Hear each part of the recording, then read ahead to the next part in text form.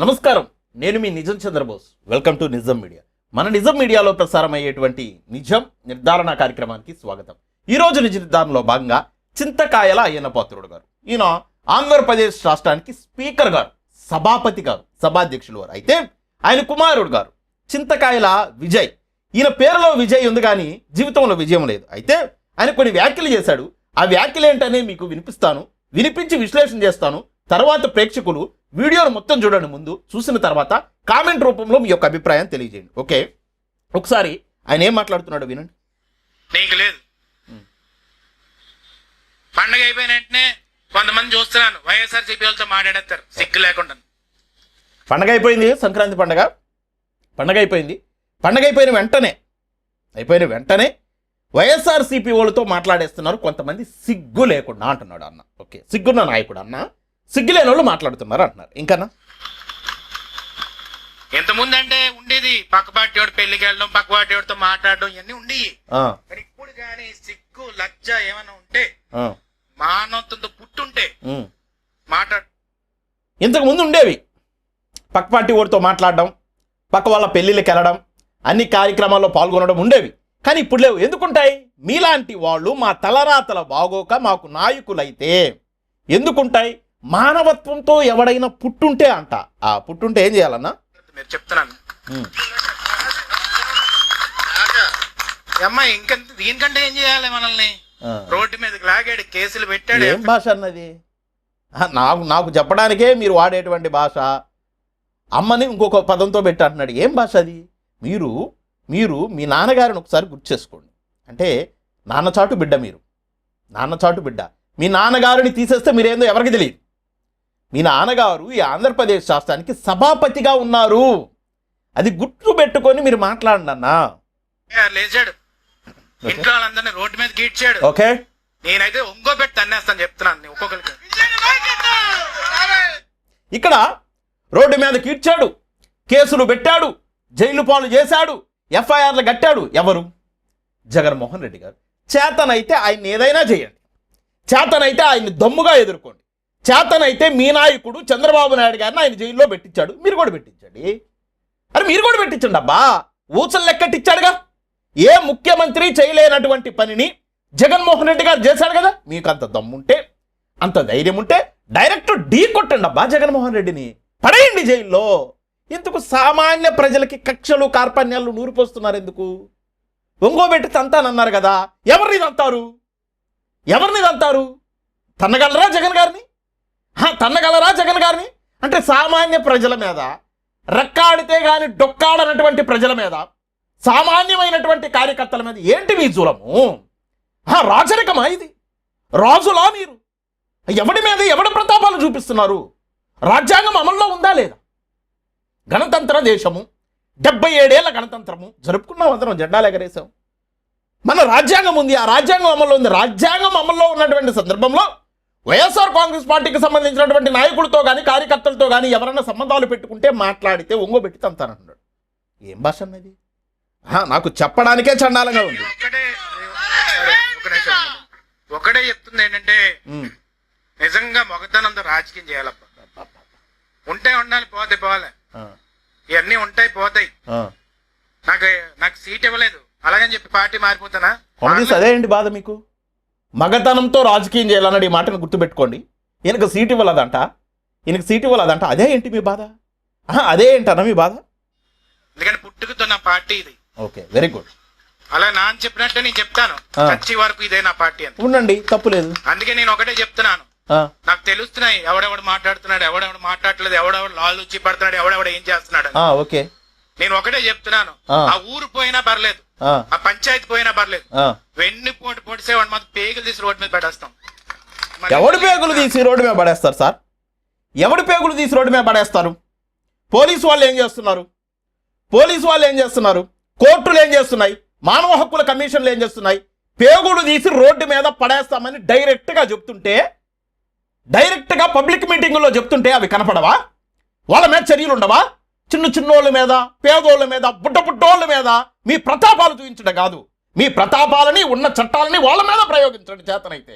అవి చేతగావే, అవి కనబడవి. పేగులు తీసి రోడ్డు మీద వేసే కుక్కగా పేగులు తీసేయడానికి లేకపోతే మన కోడివా తీసేయడానికి? ఏదైనా జంతువులువా పేగులు తీసి రోడ్ల మీద వేయడానికి? మనుషులు పేగులు తీసి రోడ్ల మీద వేస్తారా? మనుషులవి పేగులు తీసి రోడ్ల మీద వేస్తారా? ఈ మాటలు వినపట్టలేదా ఆంధ్రప్రదేశ్ రాష్ట్రంలో అధికారంలో ఉన్నటువంటి కుటుంబ ప్రభుత్వానికి? ఈ మాటలు వినపట్టలేదా పోలీసు వ్యవస్థకి? ఈ మాటలు వినపట్టలేదా కోర్టులకి? ఎందుకు సుమోటోగా తీసుకొని కేసులు పెట్టరు? ఎందుకు మానవ హక్కుల కమిషన్లు స్పందించరు? ఎవడు పేగులు తీస్తారండి? ఎవడు పేగులు తీసి రోడ్ల మీద వేస్తారు? ఎవడు పేగులు తీసి రోడ్ల మీద వేయడానికి మిమ్మల్ని మా నాయకులుగా ఎన్నుకున్నాం?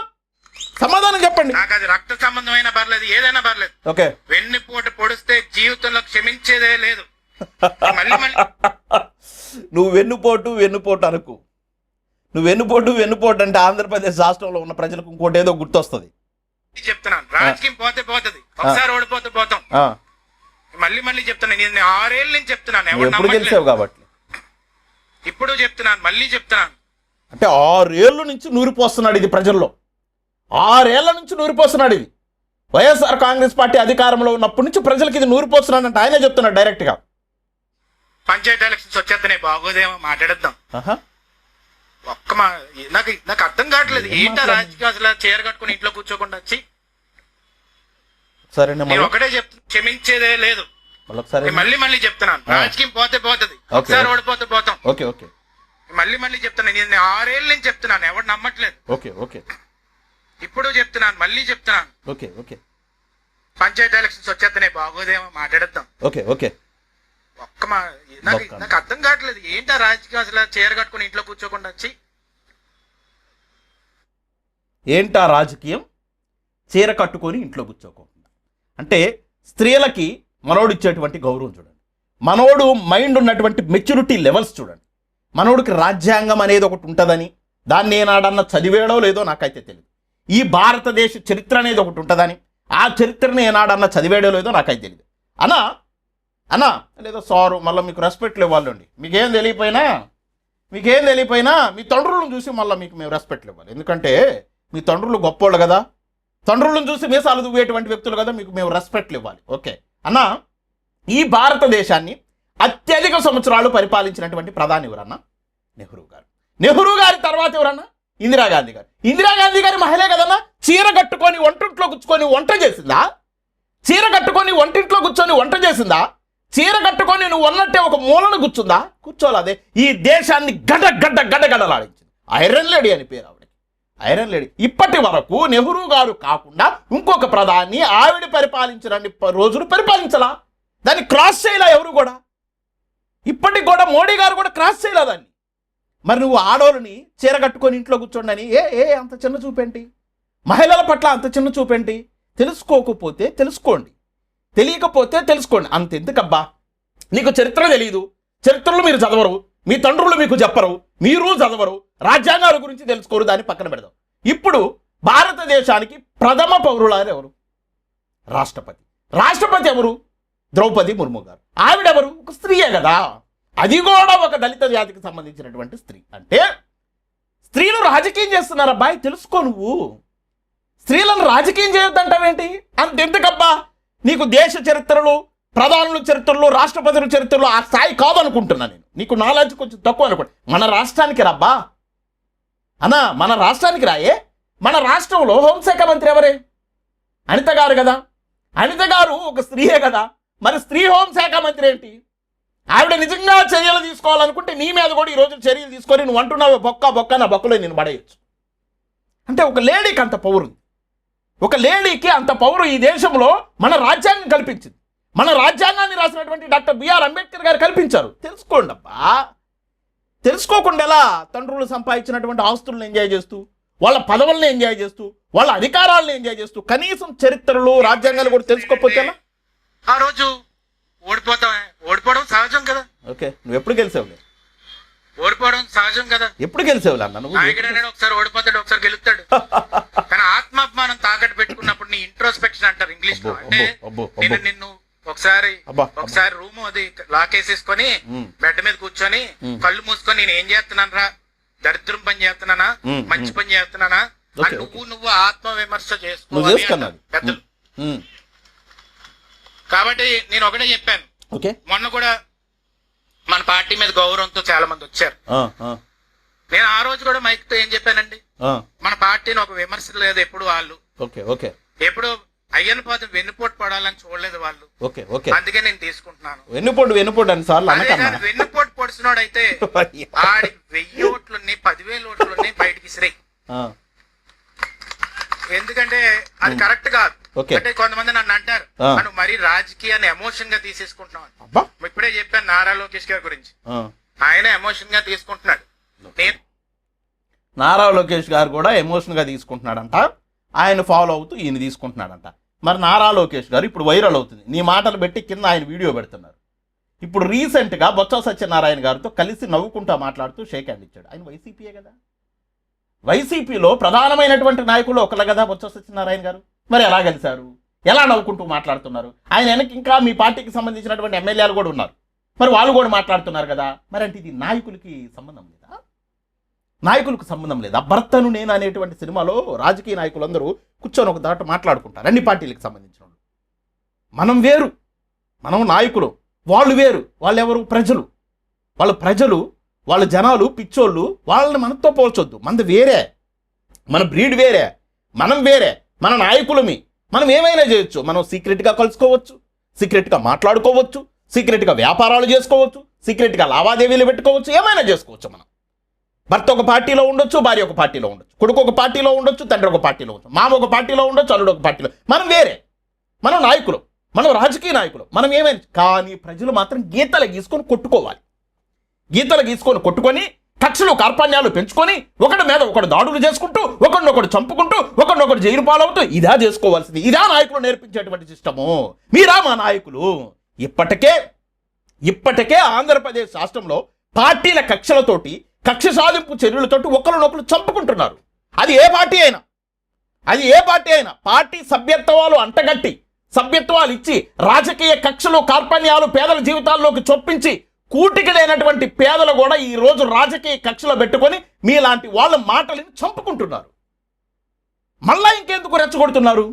మళ్ళా ఇంకెందుకు అగ్గిలో ఆజ్యం పోసేటువంటి ప్రయత్నం చేస్తున్నారు? మీ చేతనైతే శాంతిని నెలకొల్పండి, శాంతియుతంగా ఉండాలని చెప్పండి. రాజకీయ నాయకులు మేము కక్షలు కార్పణ్యాలు ఉంటే మాకుంటాయి, జగన్మోహన్ రెడ్డి గారితో మేము పెట్టుకుంటాము, లేదా మాతోటి జగన్మోహన్ రెడ్డి గారు పెట్టుకుంటారు, లేదా పవన్ కళ్యాణ్ గారితో పెట్టుకుంటాం, ఇవి చెప్పండి. మీరు ప్రజలు, మీరు ఓటర్సు, మీరు మీ జీవితాలు సక్రమంగా చేసుకోండి, చైతన్యమయ్యి ఎవరు మంచి నాయకులో వాళ్ళని ఎన్నుకోండి అని చెప్పండి. ఇదేంది? ఒకళ్ళతో ఒకళ్ళు పలకొద్దు, ఒకళ్ళతో ఒకళ్ళు మాట్లాడుకోవద్దు, పేగుడు తీసి రోడ్ల మీద వేస్తాం, ఉంగోబెట్టి కొట్టేస్తాం, ఏందన్నా ఇది? ఏంటి? పవన్ కళ్యాణ్ గారిని తెలుగుదేశం పార్టీకి సంబంధించిన నాయకులందరూ విమర్శించలేదా? మీరు గతంలో చిరంజీవి గారిని విమర్శించలేదా? నారా లోకేష్ గారిని పవన్ కళ్యాణ్ గారిని ఏ స్థాయిలో విమర్శించాడో మీకు తెలియదా? అదే సందర్భంలో పవన్ కళ్యాణ్ గారు తెలుగుదేశం పార్టీని ఏ స్థాయిలో విమర్శించాడో తెలియదా? నా తల్లిని దూషించారు మీరని రెచ్చిపోయినటువంటి సంఘటనలు మీకు తెలియవా? దత్తపుత్రుడు అని లోకేష్ గారు పవన్ కళ్యాణ్ గారిని అన్న మాటలు మీకు తెలియవా? కానీ ఈరోజు కలిసి కూటమిగా ఉన్నారుగా.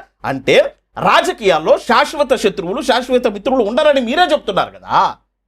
అంటే ప్రజలేమో, అమాయక ప్రజలేమో కొట్టుకొని చచ్చిపోవాలా, కక్షలు కార్పణ్యాలు పెంచుకోవాలా? మీరు మాత్రం మీ ఇష్టం వచ్చినప్పుడు, మీ ఇష్టం వచ్చినటువంటి సందర్భాలకి, మీ ఇష్టం వచ్చినటువంటి పార్టీలతో, ఇష్టం వచ్చినటువంటి నాయకులతోటి పొత్తులు పెట్టుకుంటారు, రహస్య ఒప్పందాలు కుదుర్చుకొని ముందుకెళ్తూ పోతూ ఉంటారా? ప్రజల సొమ్ముని లూటీ చేసుకొని మీరు బతుకుతూ ఉంటారా? మీకున్నటువంటి క్వాలిఫికేషన్స్ ఏంటి మీరు లీడర్స్ అవడానికి? నేనున్నాను. మా తండ్రి గారు ఎవరో తెలియదు, మా తండ్రి గారి పేరేంటో ప్రజలకు తెలియదు, మా తండ్రి గారు ఏం చేస్తుంటారో ప్రజలకు తెలియదు. కానీ నేను ఒక ఛానల్ పెట్టుకొని నాకున్న టాలెంట్ తోటి నేను బతకగలుగుతాను, నాకున్న టాలెంట్ తోటి నేను వీడియోలు చేయగలుగుతాను. కానీ నేను చెప్తేనే పేటెడ్ శ్రీను సన్ ఆఫ్ పేటెడ్ సుభాష్ చంద్రబోస్ అనేది తెలుస్తుంది. కానీ మీ నాన్నగారి పేరు అనేది ఒకసారి పక్కన తీసి పెడితే అసలు నువ్వెవరు? ఆంధ్రప్రదేశ్ రాష్ట్ర ప్రజలతోటి నీకున్నటువంటి సంబంధం ఏంటి? నీ సేవలేంటి? నువ్వు చేసినటువంటి సేవలేంటి? నువ్వు నాయకుడు అని చెప్పేసుకొని మీ తండ్రి గారికి ఉన్నటువంటి అధికారాన్ని అడ్డం పెట్టుకొని, వాళ్ళ ఆస్తులను అడ్డం పెట్టుకొని ప్రజల మీద మీ భావజాలాలను ఎందుకు రుద్దుతున్నారు? మీ అహంకారపూరితమైనటువంటి భావజాలాలను ఎందుకు రుద్దుతున్నారు? మీ మాటలని కక్షలు కార్పణ్యాలు పెంచుకొని ప్రజల యొక్క జీవితాన్ని నాశనం చేసుకుంటే ఎవరు బాధ్యులు? నేను మళ్ళా విజ్ఞప్తి చేస్తున్నా, కూటమి ప్రభుత్వానికైనా, చంద్రబాబు నాయుడు గారికైనా, హోమ్ మినిస్టర్ గారికైనా వెంటనే ఇతని మీద చర్యలు తీసుకోండి. చర్యలు తీసుకోకపోతే ప్రజలు తప్పుదోవ పట్టేటువంటి అవకాశం ఉంది. తప్పుదోవ పడితే పాలన గాడి తప్పుతుంది. గాడి తప్పితే లాండ్ ఆర్డర్ సమస్యలు వస్తాయి. రాష్ట్రంలో ప్రజలు క్షేమంగా ఉండలేరు. ఇప్పటికే ఆంధ్రప్రదేశ్ రాష్ట్రం ఉడికిపోతుంది.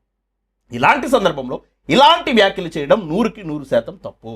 మా నిజం మీడియా మాత్రం ప్రతి సందర్భంలో ఉన్నది ఉన్నట్టుగా చెప్తూ నిజాలను మాత్రమే చెప్తుంది. కాబట్టి మా వీడియోస్ కనుక మీకు నచ్చితే లైక్ చేయండి, షేర్ చేయండి, మన ఛానల్ సబ్స్క్రైబ్ చేసుకోండి.